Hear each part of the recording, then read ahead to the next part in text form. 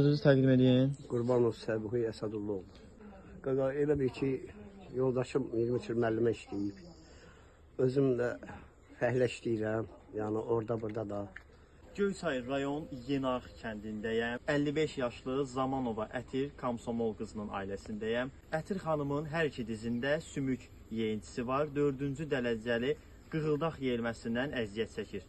Təcili olaraq hər iki dizinə protez oynaqlar qoyulmalıdır. Ailənin verdiyi məlumata görə əməliyyat əgər sığorta ilə olacaqsa, hər diz üçün 4000 manat, ümumilikdə 8000 manat lazımdır. Əgər sığortasız olacaqsa, 16000 manat tələb olunur.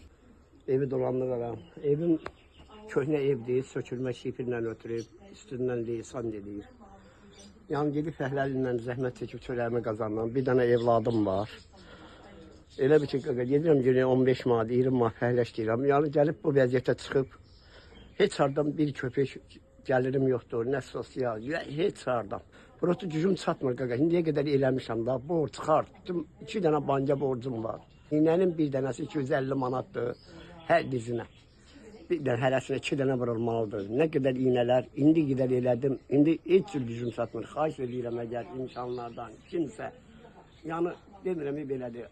Nə olar, köməkli eləsinlər. Səbuhi Qurbanovun xəstəlikdən əziyyət çəkən həyat yoldaşı 55 yaşlı Zamanova Ətir xanıma kömək üçün ailə ilə əlaqə saxlaya bilərsiniz.